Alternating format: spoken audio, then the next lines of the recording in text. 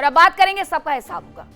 वैसे तो पूरी दुनिया की नजर 19 जून यानी करीब 48 घंटे बाद होने वाली शांति डील पर होने वाले हस्ताक्षर पर टिकी है, लेकिन दुनिया की उम्मीदें पूरी होने यानी अमेरिका और ईरान के बीच फाइनल डील पर साइन होने में कई पेच फंसे हुए नजर आ रहे हैं।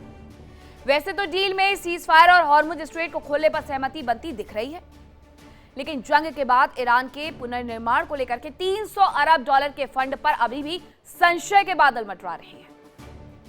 और इसके अलावा ट्रंप के इस दावे पर भी बड़े सवाल खड़े हो गए हैं कि ईरान अपना परमाणु कार्यक्रम पूरी तरीके से छोड़ने के लिए तैयार हो गया है।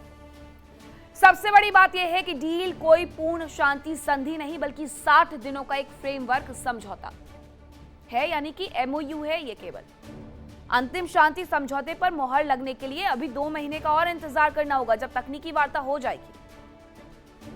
इसके अलावा इस समझौते में एक बड़ा पेच है लेबनान और इजराइल के बीच में जारी तनाव, क्योंकि जहां समझौते को अंतिम रूप देने की कोशिशें की जा रही हैं, वहीं लेबनान पर अभी भी इजराइल के हमले लगातार जारी हैं। और शांति समझौते को लेकर के ईरान के भीतर भी सरकार और जनता के बीच बड़ा मतभेद भी नजर आ रहा है। डील पर साइन होने से पहले ट्रंप ने फिर से बयान देने शुरू कर दिए हैं, जैसे डील पर ग्रहण लग सकते हैं। ये जो आप तस्वीरें देख रहे हैं, ये फ्रांस की हैं, जहां पर G7 शिखर सम्मेलन का आयोजन किया गया है। और यहां पर अमेरिकी राष्ट्रपति डोनाल्ड ट्रंप ने फिर से ऐसा बयान दिया और संकेत दिया कि ईरान युद्ध को समाप्त करने के लिए हुआ समझौता अभी अंतिम रूप में आया नहीं है। इस मंच की अपने आप में एक अलग रेपुटेशन है, और अगर यहां से यह बयान दिया गया है तो डोनाल्ड ट्रंप पलटेंगे नहीं, वरना डोनाल्ड ट्रंप की रेपुटेशन पर अब बात आएगी।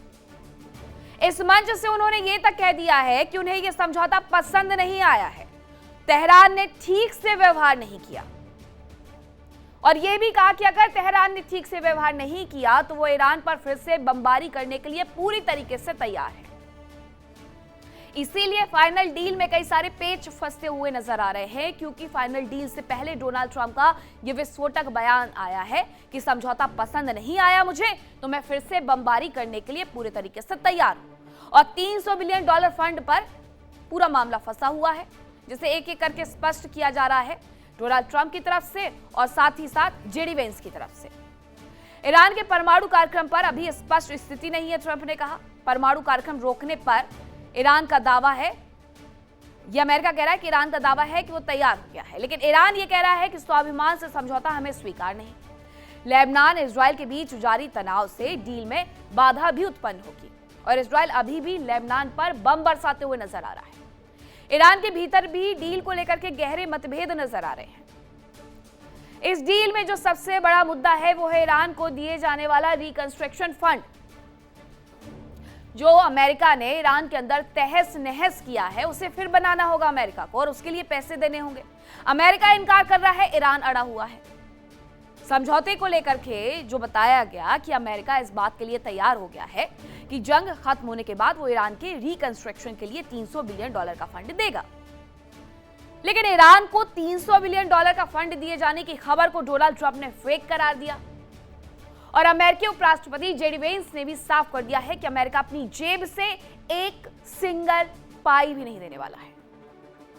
और वेंस का कहना है कि ईरान अगर सामान्य व्यवहार करता है तो खाड़ी के देश वहां निवेश करेंगे, लेकिन अमेरिका एक फूटी कौड़ी नहीं देने वाला है। अब क्या कहा उन्होंने, जरा देखिए आप भी। What we have said is, again, that if the Iranians are behaving like a normal country, and if they make their country investable, then the Gulf Arab states are going to may decide to invest in that country, invest in their infrastructure, invest in their incredible resources. But I think it's important, not a single dime of that money comes from the United States. अब जानकार ये बता रहे हैं कि इसके पीछे भी ट्रंप की अपनी चाल है। अमेरिका एक तरफ खुद को शांति दूत के तौर पर पेश कर रहा है, और दूसरी तरफ आर्थिक जिम्मेदारी अपने ऊपर लेने से बच रहा है। अमेरिका की कोशिश ये दिखाने की है कि अगर खाड़ी देशों को क्षेत्रीय स्थिरता चाहिए, तेल व्यापार के लिए हॉर्मुज को खुला रखना है, तो कीमत उन्हें इसकी चुकानी होगी। लेकिन एक्सपर्ट्स कहते हैं कि अमेरिका को इस रणनीति में कई सारे फायदे नजर आ रहे हैं। पहला, अगर खाड़ी देशों से पैसा आता है तो अमेरिकी अर्थव्यवस्था पर कोई अतिरिक्त बोझ नहीं पड़ेगा। दूसरा ये कि अमेरिका खुद को मध्य पूर्व में शांति स्थापित करने वाले देश के रूप में पेश कर सकेगा।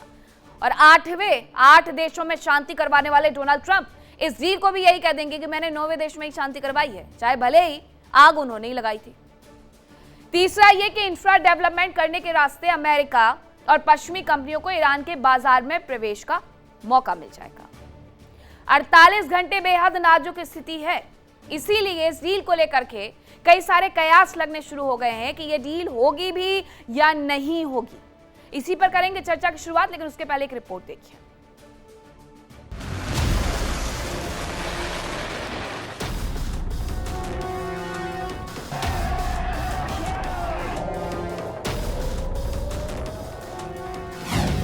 अगले 48 घंटे भारी, डील की शर्तों पर सस्पेंस जारी।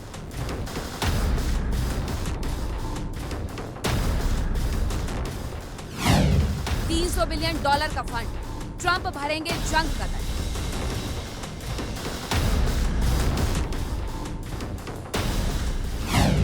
फंड पर यूएस की बड़ी चाल, खाड़ी देशों पर फेंका जाए।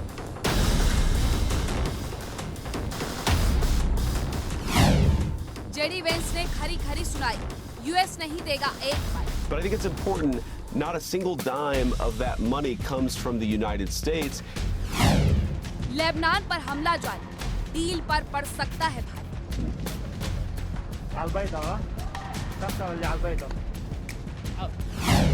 डील साइन से पहले पलटे ट्रंप, कहा फिर से बरसेंगे बम।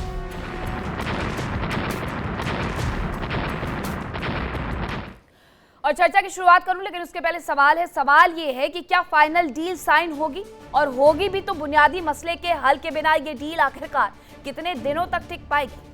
चर्चा की शुरुआत करेंगे। कौन कौन से मेहमान मेरे साथ जुड़े हैं आपका परिचय करवाती हूँ। मेरे साथ जुड़े हैं मेजर जनरल अनुज माथुर, रक्षा विशेषज्ञ, कर्नल संजीत सिरोही, रक्षा विशेषज्ञ, दामोदर सिंह, भू राजनीतिक विश्लेषक है, रोहित शर्मा, विदेश मामलों के जानकार, और भरत बराई, चेयरमैन है USICF के, शिकागो से हमारे साथ जुड़ रहे हैं।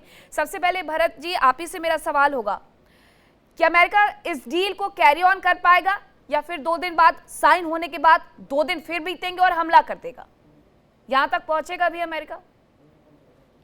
देखो, सब लोग बात कर रहे हैं, लेकिन उसका जो एक्चुअल MOU है, उसका वर्डिंग है, वो तो अभी पब्लिश नहीं हुआ है। तो ये सब स्पेकुलेशन है। कोई लीक इधर से सऊदी अरेबिया से होती है, कोई लीक अमेरिका से होती है, कोई लीक ईरान से होती है, लेकिन एक्चुअल वर्डिंग तो अभी तो पब्लिश हुआ नहीं है। दूसरा, मैं आपको बता सकता हूँ कि अमेरिका में भी ये नाराज़गी है, स्पेशली ईरान के प्रति। तो ईरान को एक भी पैसा अमेरिकन टैक्स पेयर से देने का बिल्कुल विरोध होगा, डेमोक्रेट और रिपब्लिकन। और मैं नहीं मानता कि ट्रंप या वैंस ऐसा एग्रीमेंट करेंगे MOU में भी कि ईरान को एक पैसा दिया जाए। वैंस ऐसा बोल रहे थे CNBC पर कि हाँ, प्राइवेट इन्वेस्टर्स, अभी कोई ऑयल कंपनी को, कोई रिकंस्ट्रक्शन कंपनी को ईरान में जाना है, अपना पैसा लगाना है, तो अमेरिकन गवर्नमेंट उसको परमिट करेगी, लेकिन वो प्राइवेट इन्वेस्टमेंट होगा। गल्फ देश, उनके पास भी काफ़ी अरब डॉलर हैं, वो भी इन्वेस्टमेंट कर सकते हैं वहाँ, लेकिन अमेरिकी टैक्स पेयर का पैसा उनको नहीं मिलेगा। अब डील में क्या होगा? आपकी बात सही है कि ईरान अगर अपने न्यूक्लियर वेपन में नहीं देनेगा तो फिर ये डील नहीं होगी, क्योंकि दुनिया के सभी देशों में, सब यूरोपियन देश, अमेरिका, कनाडा, रशिया, चाइना, सब बोलते हैं कि ईरान के पास न्यूक्लियर वेपन्स नहीं होने चाहिए। तो अगर उसके पर समझौता क्लियर नहीं हुआ तो डील नहीं होगा। ठीक है, अगर यही स्थिति बनी रही दामोदर जी, जैसा कि ये कहा गया कि 60 दिनों तक और बातचीत चलेगी, तय किया जाएगा ज्वलंत मुद्दों को। अब ज्वलंत मुद्दों की वजह से ही तो पूरा ईरान जल गया। अब उन्हीं ज्वलंत मुद्दों पर अगर राय नहीं बनी है, राय नहीं टिकी है, तो ये डील कितने दिन तक टिक जाएगी? देखिए, कोई भी डील, आज सुबह भी मैंने टीवी डिबेट में बोला था जब मेरे साथ माथुर सर थे वहां पे, कि आप डील साइन कर सकते हैं, पेन से साइन कर देना, किसी कागज के पन्ने पर डील नहीं होता जब तक कि दोनों देशों को एक दूसरे के ऊपर भरोसा न हो। और वो भरोसा तो दूर दूर तक नजर ही नहीं आ रहा। G7 में भी ट्रंप का जो स्टेटमेंट आया, मैं उसको सुन के फिर से, जो करना क्या चाहते हैं वो, अगेन फिर से ईरान को धमकी दे रहे हैं, ईरान USA को धमकी दे रहा है। ईरान खुलेआम कह रहा है कि मुझे US के ऊपर भरोसा नहीं है। इसके बाद आप एक चीज और नोटिस करेंगे, इस पूरे डील के मसले पे इजराइल का कहीं तक अभी कोई रिएक्शन नहीं है। वो लगातार इस डील का विरोध कर रहा है गाहे बगाहे, और वो कहना चाह रहा है कि जब तक आप हमारे हितों का ध्यान नहीं रखेंगे, हम इस डील को मान्यता नहीं देंगे, ना इस डील की शर्तों पे हम आपके साथ सहमत होंगे। डील का कोई भी स्टेटमेंट पब्लिक हुआ नहीं कि डील में है क्या। इवन मुझे अभी जो खबर चल रही है ओपन सोर्सेज में कि इजराइल को भी उस डील के एमओयू को एक्सेस करने से मना कर दिया गया। किस बात की डील है समझ में नहीं आ रहा अभी तक। और एक चीज और जो बहुत बहुत बड़ा प्रश्न चिन्ह है, अगर ईरान हार गया है तो फिर आपको समझौता करने की जरूरत क्यों पड़ रही? अगर आप ये कह रहे हैं पूरे दुनिया में चिल्ला चिल्ला के कि ईरान हार गया है, तो समझौता किस बात का कर रहे हैं? हारे हुए देश के ऊपर अब अपनी शर्तें थोपिए। लड़ाई तो इसीलिए लड़ी जाती ना कि आप अपने शत्रु को समझौते की टेबल पर लाएं, उससे अपनी शर्तों पे समझौता करें। यहाँ आप ऊपर से ईरान को तोहमत लगा रहे हैं कि नहीं, ईरान हमारी बातें नहीं सुन रहा, मान नहीं रहा। तो ऐसी क्या मजबूरी है आपकी? कहीं ना कहीं यूएस में जो प्रेशर है ट्रंप के ऊपर वो साफ दिखाई देता है। उनके मिड टर्म इलेक्शंस हो या उनके ऊपर जो यूएस की जनता ऊपर से खफा है ट्रंप से, और कहीं ना कहीं बिजनेस जितने प्रभावित हुए हैं, ना तो आपके साथ नाटो आया, ना तो कोई यूरोपियन कंट्री आपके साथ इस लड़ाई में खुल के खड़ा हुआ। इवन आपका जो सबसे बड़ा अलाई है यूके, उसने भी आपको सरेआम मुंह पे मना कर दिया कि इस लड़ाई में हम आपके साथ नहीं है, अपने बेसिस तक देने से मना कर दिए। तो अब एक फेस सेविंग का जो नाटक चल रहा है डील के बहाने, या जिस तरह से रेड इवांस का स्टेटमेंट आप देखेंगे कि ये सब बातें जो चल रही केवल एक फेस सेविंग है। कहीं ना कहीं अभी अंदर खाने में जो चल रहा है वो बाहर नहीं आएगा, और इसी का समय लिया गया जिनेवा में बात करने के लिए, डील साइन करने के लिए। ठीक है, अगले 48 घंटे में यानी आपका जो विश्लेषण है दिशा और दशा तय करेगा। जी दामोदर जी, जैसा आपने विश्लेषण किया है, तो मेजर जनरल अनुज माथुर, क्या ये समझा जाए कि ये सिर्फ मिड टर्म इलेक्शन तक रुकना चाहते हैं और उसके बाद कभी भी तीर कमान से निकल सकता है इस स्थिति में? जय हिंद मीनाक्षी। देखिए, जहां तक ट्रंप का सवाल है, वो क्या उनका असली मायने वाला स्टेटमेंट है, और क्या स्टेटमेंट वो सिर्फ एक साइकोलॉजिकल एक वॉरफेयर ऑफ सॉर्ट्स की तरह से उस एक सोची समझी रणनीति के लिहाज से स्टेटमेंट दे रहे हैं। देखिए, दो तीन चीजें बिल्कुल साफ हैं कि ये बात मैं हमेशा से कहता चला आ रहा हूं मीनाक्षी, कि जब तक आपकी डिजायर्ड एंड स्टेट बिल्कुल एक्सट्रीम्स में रहेगी दोनों की, तब तक कोई किसी किस्म का डील का मतलब क्या है? डील का मतलब है कि एक ऐसा अरेंजमेंट जिसमें दोनों पक्षों को ये लगे कि उनके लिए एडवांटेज रहा, विन विन फॉर बोथ। वो डील होती है कि आप जमीन खरीदने गए, जमीन खरीदने वाले को भी पैसा मिला, बेचने वाले को भी पैसा मिला, तभी तो डील होएगी।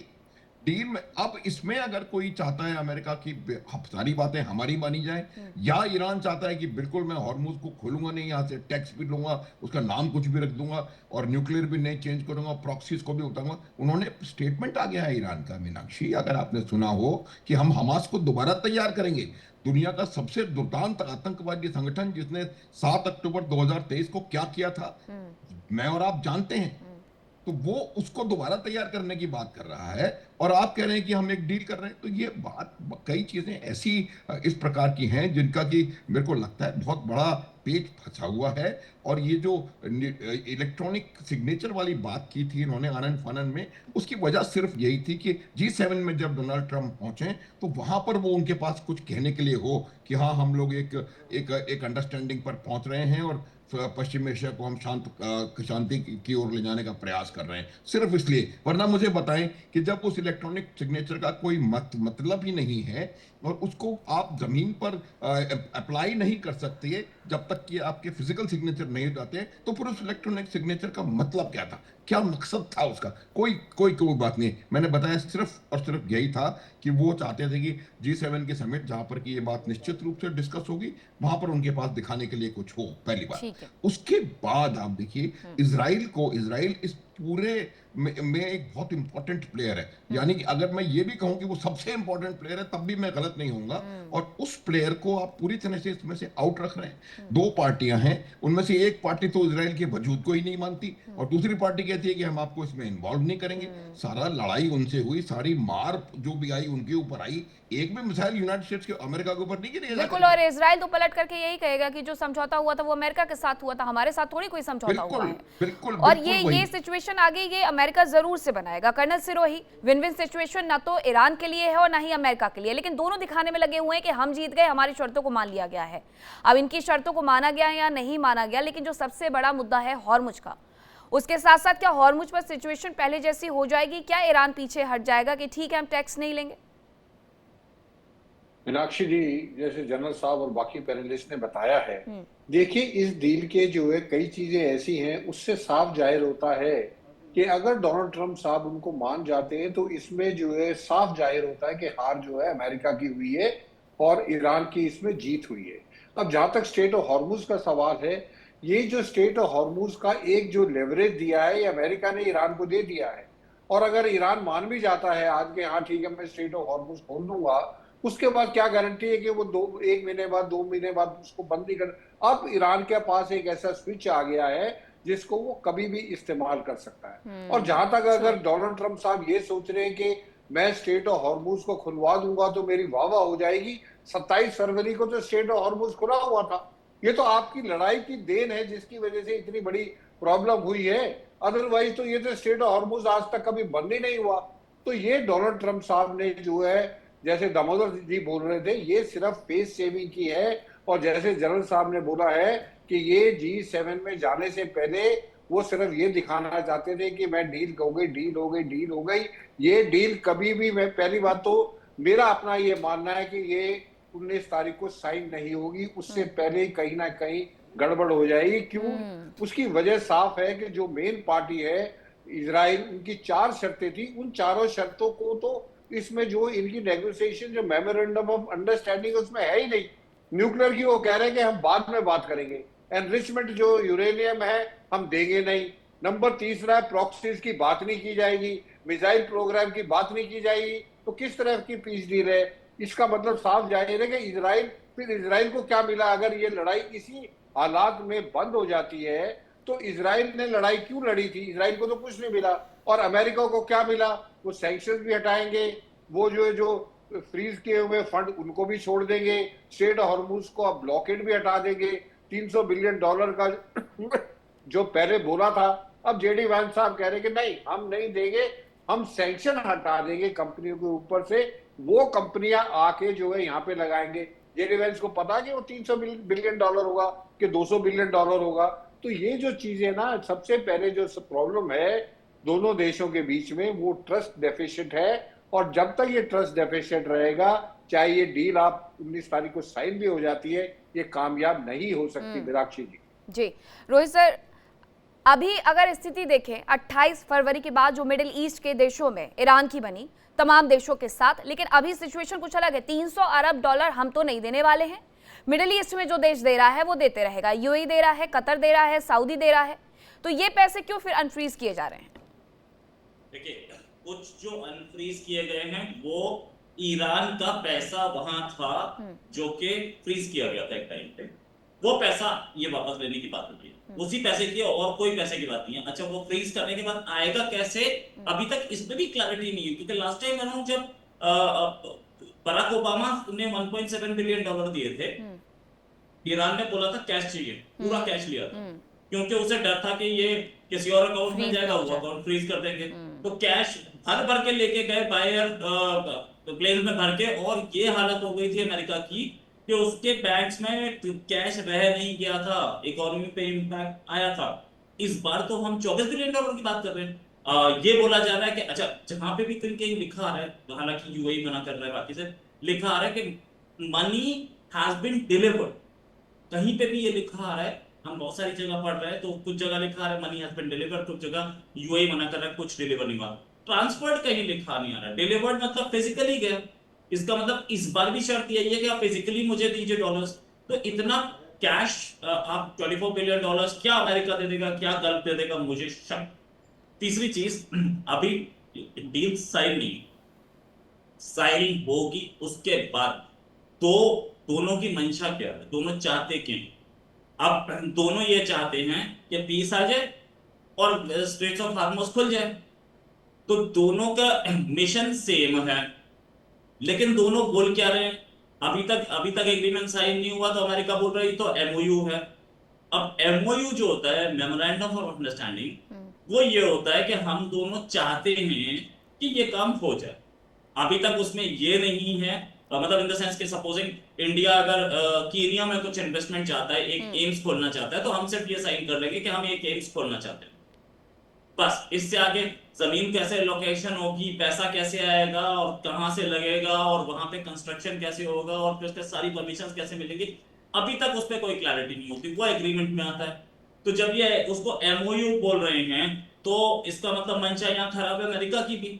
अमेरिका क्लैरिटी से नहीं बता रहा। $300 बिलियन जो आपने जिक्र किया, वो $300 बिलियन अगर नहीं मिल रहे ईरान को, तो ईरान बेवकूफ है जो इसे साइन कर रहा है, क्योंकि ईरान का इतना आपने नुकसान कर दिया है। या तो वो टोल लेगा या $300 बिलियन लेगा, दो में से एक तो जरूर लेगा। उसका अपना पैसा कहीं फंसा था, कोई फर्क नहीं पड़ता उसको, वो $24 बिलियन है। अब दूसरी $24 बिलियन वो बड़े प्यार से निकाल लेगा अगर उसने टोल लगा दिया तो। और टोल लगाने के लिए उसके पास सपोर्ट है। चाइना का स्टेटमेंट है कि हम ईरान को भी हेल्प करेंगे और लेबनान को भी हेल्प करेंगे। चाइना इसमें अलग मजे लेता घूम रहा है। एक प्रॉब्लम बड़ी, ईरान भी इसमें खुश नहीं है। ईरान भी बोल चुका भैया हमने जो कुछ डील है 14.1, अभी ईरान का तकरीबन आधे घंटे पहले जो स्टेटमेंट आया वो ये कि डील हम साइन कर लेंगे लेकिन पब्लिक नहीं करेंगे। अब पब्लिक नहीं क्यों नहीं करोगे? पब्लिक नहीं करोगे तो पता कैसे चलेगा कि आखिरकार हुआ क्या है। और वही बात तो वहां पर यही है रोहित जी, बात ही यही है, क्या ऑफिशियली दे भी सकते हैं और ऑफिशियली उसे स्वीकार नहीं करना चाहते हैं। तो भरत बराई जी, क्या इसी बात को लेकर के डेमोक्रेट्स लगातार डोनाल्ड ट्रंप को घेरते हुए नजर आ रहे हैं? क्या आप झुक गए हैं? देखो, डेमोक्रेट भी उसको क्रिटिसाइज कर रहे हैं, रिपब्लिकन पार्टी वाले भी क्रिटिसाइज कर रहे हैं। वो बोले हैं कि तुम कांग्रेस को भेजो।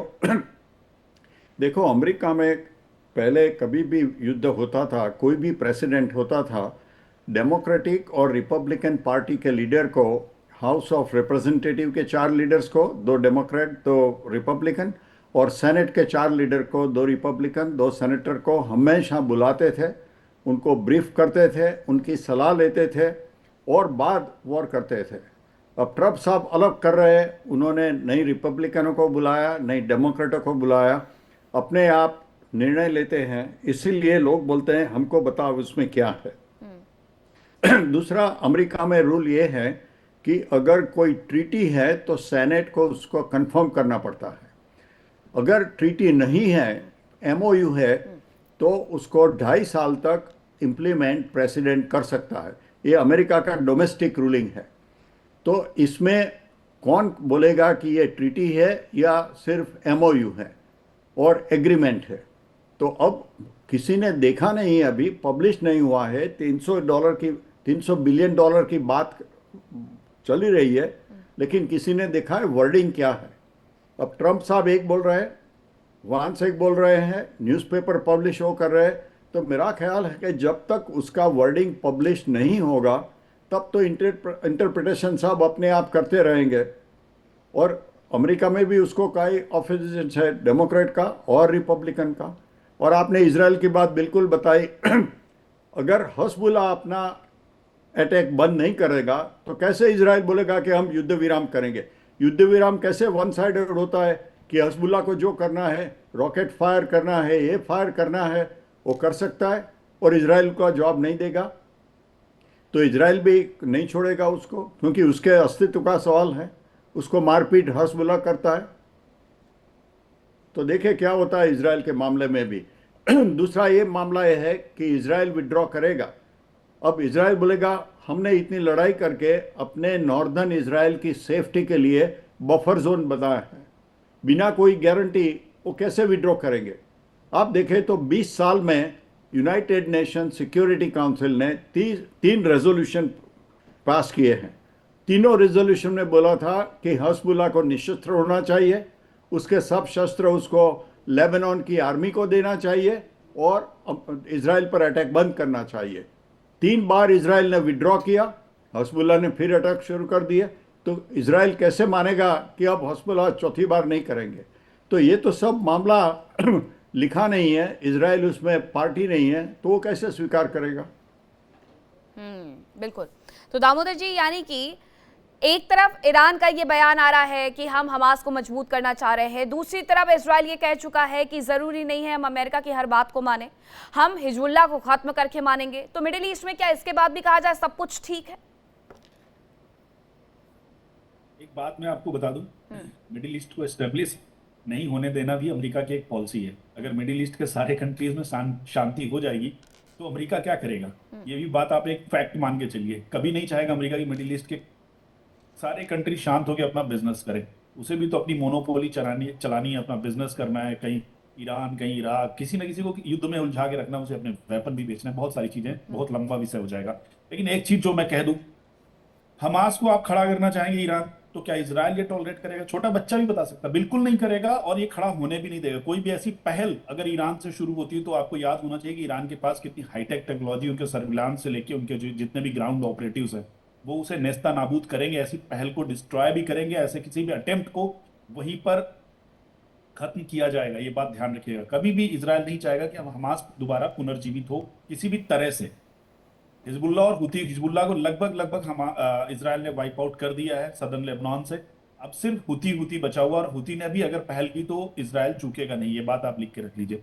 और इस डील को जब तक अभी इजराइल के पास एक्सेस नहीं है, इस डील में अगर, मैं समझता हूं कि जरूर यूएसए ने इजराइल के हितों का ध्यान रखा होगा। अगर ध्यान नहीं रखा तो ये डील सिर्फ कागज के कुछ पन्ने हैं और उससे ज्यादा कुछ नहीं, कुछ पन्नों में सिमटी हुई इबारतें और कुछ भी नहीं। आप ये बात बिल्कुल मान के रख लीजिए, क्योंकि ईरान अपने प्रॉक्सीज को सपोर्ट करने से रुकने वाला नहीं। इसमें भी कोई दो राय नहीं है कि वो अपने प्रॉक्सीज को सपोर्ट करना बंद कर देगा। बहुत इमोशनल अटैचमेंट है वहां पे हिजबुल्लाह से लेके। मैंने हिजबुल्लाह को बहुत सामने से देखा, ईरान के साथ उनके कितने कनेक्शंस हैं, किस तरह से वहां पे ईरान को सपोर्ट करते हैं और किस तरह से ईरान उनको सपोर्ट करता है, ग्राउंड पे मैंने देखा।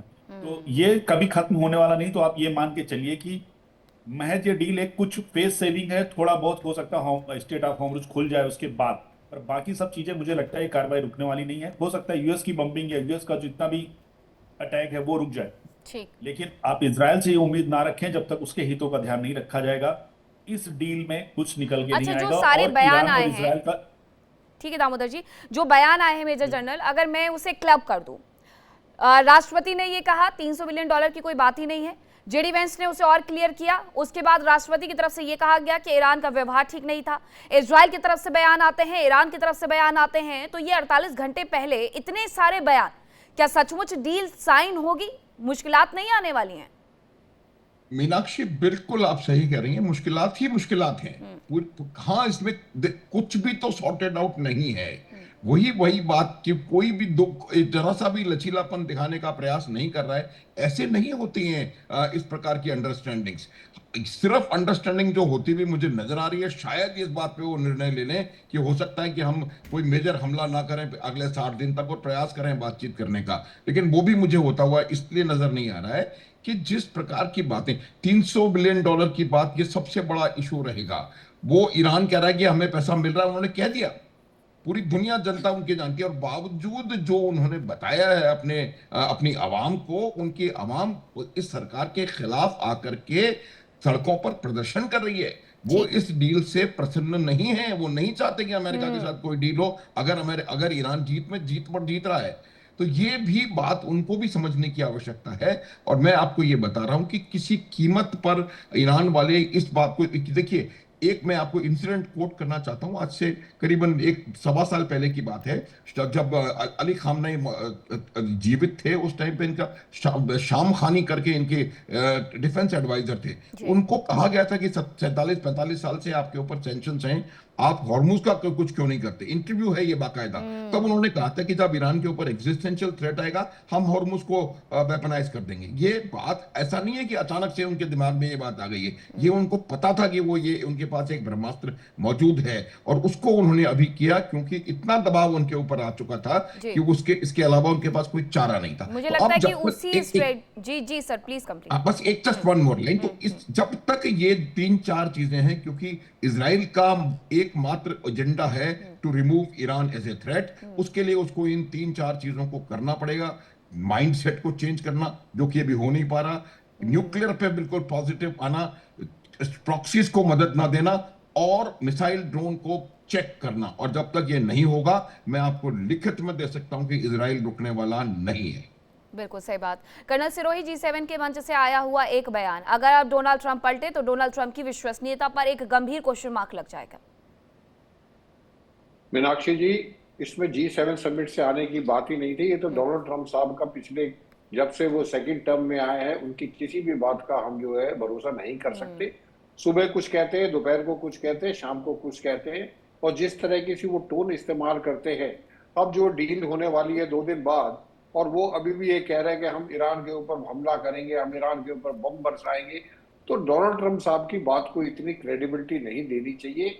उनकी जो है बातें जो है टाइम टू टाइम बदलती रहती है। और मैं आपको एक बात बता दूं, अमेरिका के लिए I think he is the weakest president, सबसे कमजोर जो प्रेसिडेंट है वो जो है डोनाल्ड ट्रंप साहब है अमेरिका के।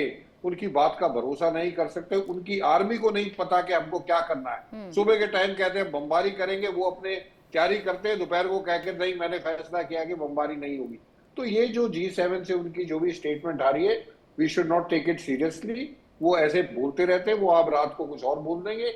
लेकिन हाँ, ये बात जरूर है कि ये डील को इसमें इतने क्वेश्चन मार्क है कि अगर ये 19 तारीख को कैसे ना कैसे अगर साइन भी हो जाती है, क्योंकि जैसे हम बात कर रहे हैं कि ये एक मेमोरेंडम ऑफ अंडरस्टैंडिंग है, ये बाइंडिंग नहीं है किसी के ऊपर। हाँ। इसके ऊपर उसके बाद 60 दिन तक बातें की जाएगी, और जो है इजराइल का अगर हित जो है नहीं रखा गया ध्यान में, तो ये डील नहीं होगी। इजराइल ने साफ मना कर दिया है कि हम लेबनान से नहीं हटेंगे, और उनके फॉरेन मिनिस्टर, ईरान के फॉरेन मिनिस्टर अरागची ने ये कहा है कि इजराइल को वहां से हटना पड़ेगा। तो ये इजराइल की जो प्रॉब्लम है उसी से ये डील कैंसिल हो जाए। बाकी $300 बिलियन का और जो है स्टेट ऑफ हॉर्मुज का और जो फ्रीज किए हुए एसेट्स उनको रिलीज करने की तो बाद में बात आती है। सबसे पहला मसला, क्योंकि लड़ाई जो मेन लड़ाई अगर आप देखेंगे तो वो इजराइल और ईरान की है।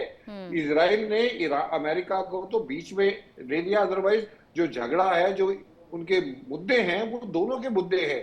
न्यूक्लियर प्रोग्राम से अमेरिका को कोई फर्क नहीं पड़ता, मिसाइल प्रोग्राम से अमेरिका को अभी ईरान की इतनी क्षमता नहीं है कि वो अमेरिका के ऊपर हमला कर दे। जितनी भी प्रॉब्लम्स हैं वो इजराइल से रिलेटेड है, और अगर इजराइल से रिलेटेड इसी बात पर तो घेरे जा रहे थे डोनाल्ड ट्रंप, इसी बात पर तो घेरे जा रहे थे कि आपकी तो कोई लड़ाई नहीं है, आप तो इजराइल के लिए लड़ रहे हैं। लेकिन रोहित शर्मा जी, एक एंगल क्या ये समझ में आता है कि मुस्तफा खामनेई से मैं मुलाकात करूंगा, अगर जरूरत पड़ी तो मुस्तफा खामनेई को बाहर निकालने की ये पूरी प्रक्रिया तो नहीं है कि मैं भी जाऊंगा फ्रांस के बाद यहाँ पर जिनेवा में और मुस्तफा खामनेई भी आ जाए? खामनेई के सामने एक तो खामनेई के बारे में जो रिपोर्ट्स आ रही थी कि वो उनको चोट बहुत बुरी लगी थी, और वो बहुत सारी रिपोर्ट्स ये भी थी कि वो कोमा में हैं, वो आज तक देखे भी नहीं गए हैं। खामनेई पहुंचेंगे, मुझे इस पर बहुत तगड़ा शक है, क्योंकि अगर वो कोमा में नहीं है, ये तो खबर ये भी आई थी कि उनको रशिया ले गए हैं, मॉस्को में ट्रीटमेंट चल रहा है, अगर वो कोमा में नहीं है तो उनको चोट तो लगी है और उनको रिकवरी में टाइम लगेगा। हो सकता है कभी रिकवरी ना हो जाए, एक पैर उड़ गया तो कैसे। तो ये खामनेई की हेल्थ सिचुएशन बहुत अच्छी नहीं है।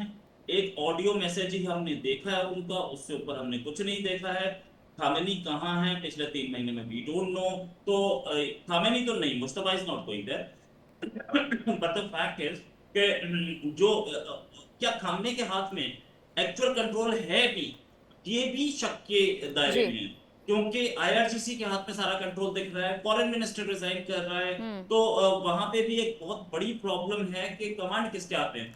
IRGC perhaps is calling the shots, और ये बात तो शुरुआत से ही उठाई भी जा रही थी कि मुस्तफा खामनेई सच में है, नहीं है, घायल है, या फिर इस अवस्था में ही नहीं है कि वो IRGC को सही तरीके से डायरेक्ट कर सके। सर माफी के साथ आपको रोक रही हूँ, वक्त इतने की इजाजत देता है। बहुत धन्यवाद आप सभी का मेरे साथ जुड़ने के लिए, अपना कीमती वक्त हमारे लिए निकालने के लिए। फिलहाल रुक रहे एक छोटे से ब्रेक के लिए, कहीं मत जाएगा, खबरों का सिलसिला लगातार जारी है। इंडिया डेली अब आपके स्मार्ट टीवी पर भी पहुंचे। देखिए इंडिया डेली 24/7 अब आपकी स्मार्ट टीवी पर। इंडिया डेली मौजूद है सभी डिजिटल प्लेटफॉर्म पर लाइव और लगातार। इंडिया डेली 24/7 हर दिन राष्ट्र को समर्पित।